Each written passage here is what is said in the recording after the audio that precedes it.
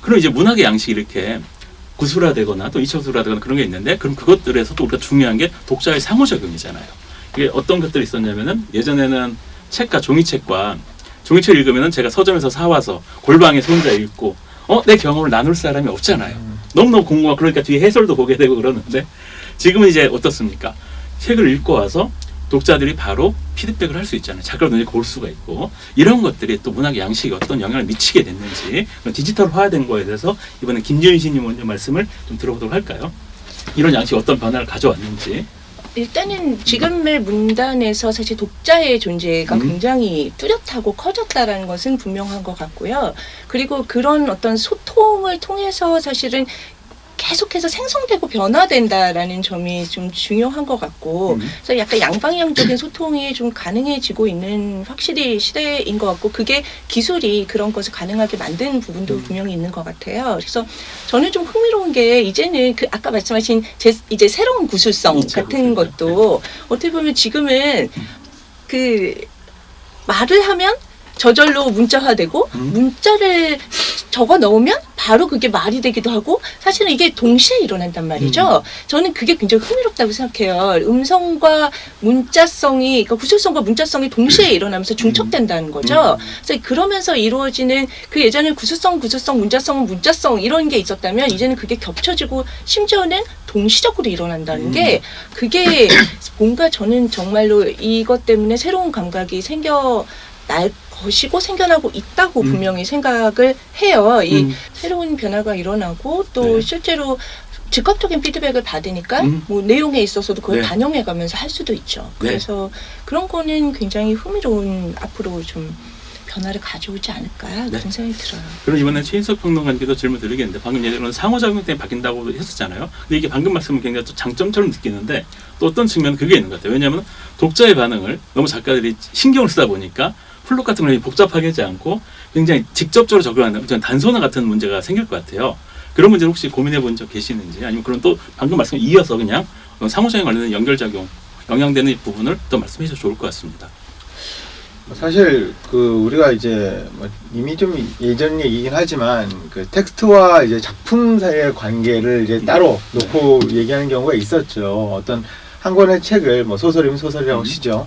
소설을 텍스트로 볼 것인가 작품으로 볼 것인가 이제 전자 텍스트 같은 경우는 이제 텍스처라는 단어에서 온 것처럼 어떤 문장과 단어와 구문들이 이렇게 복잡하게 얽혀서 하나의 직조물을 이루는 우리가 옷가도 같은 그런 것들을 만드는 걸 텍스트라고 본다면 그 텍스트는 사실 얼마든지 풀어헤치고 새롭게 옷감을 짤 수가 있는 거잖아요. 지금 우리가 입고 있는 이 옷도 실은 한 올 한 올 뽑아가지고 새로 이제 다른 옷을 만들 수가 있는 거죠.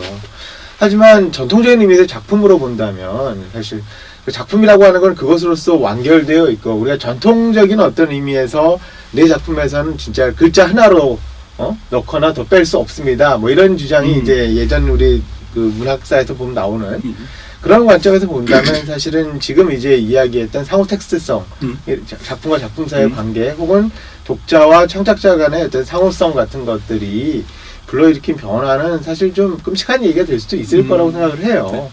그런데 지금 이제 오늘의 주제인 인공지능과 관련해서 이야기를 한다면 사실 이제 대세는 점점 더 이제 텍스트성으로서의 어떤 문학에 좀 더 기울어져 있다고 생각을 합니다.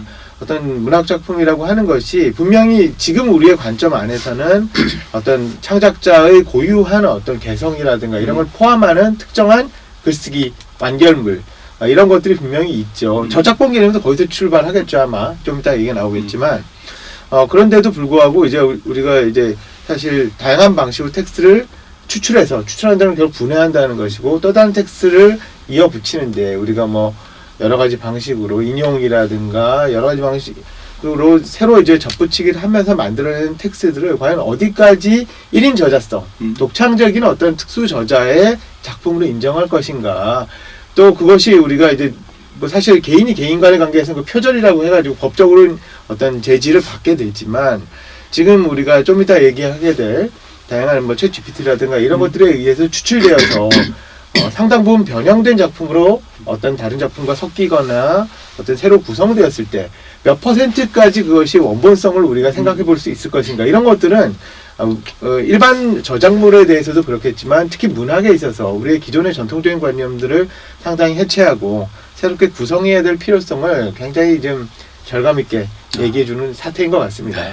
아유, 또 저는 재밌네. 네. 독자와의 이런 소통이 물론 뭐 여러 가지 우려되는 부분도 있지만 사실은 지금 방금 인공지능 챗GPT 얘기도 잠깐 나왔는데 인공지능은 사실 지금 기존에 존재했던 데이터 정보를 가지고 이제 그걸 가공을 기반으로 하는 거죠. 하는 거잖아요. 그래서 사실은 정말 최신의 새로운 것은 즉각적으로 반영하는 검색용은 아니란 말이에요.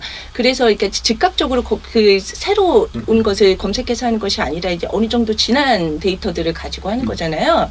그래서 굉장히 즉시성이 있는 건 아니어서 저는 오히려 앞으로는 어떤 면에서는 인간들이 좀 더 같이 뭔가 이렇게 좀 더 즉각적으로 좀 더 전위적으로 동시대성을 가지고 전위적으로 전위적인 것도 좋아요. 앞서 새로운 거, 나가야죠. 없던 거. 네. 그리고 그것들을 정말 오히려 굉장히 동시대적인 호흡 속에서 즉시적으로 계속 만들어 나가는 게 오히려 더 빨리 더 다양하게 이루어져야 될 것 같아요. 그래야 우리가 인공지능의 지금 이런 것을 넘어설 수 있다고 보여지거든요. 네. 연구 같은 경우에도 이미 이제 데이터를 제가 물론 나중에는 어떨지 모르겠지만 지금 현재 상태에서는 챗GPT로 뭐 자료를 찾으면 조사 결과가 우리 이미 뭐 몇 년도까지밖에 아니기 때문에 최신 걸 검색하려면 다시 찾아보세요 이러더라고요. 그래서 아직까지는 정말 최신의 그러니까 어떻게 보면 인간은 더 빨라져서 더 최신의 것을 계속해서 만들어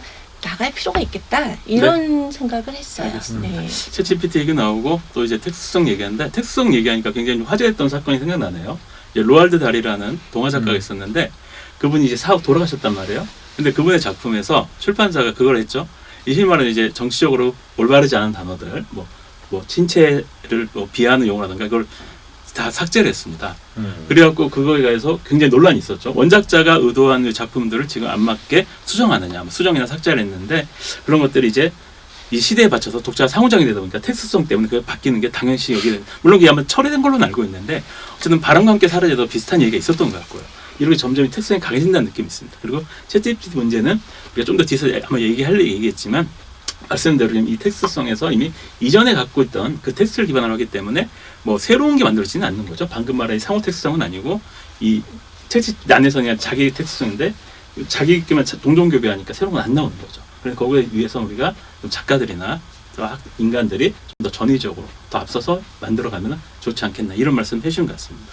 굉장히 처음부터 저희가 사실 늘 얘기하지만 가볍게 얘기하려고 그랬는데 왜 이렇게 복잡 깊은 얘기까지 하는지 천천히 나가죠 우리가. 알겠습니다.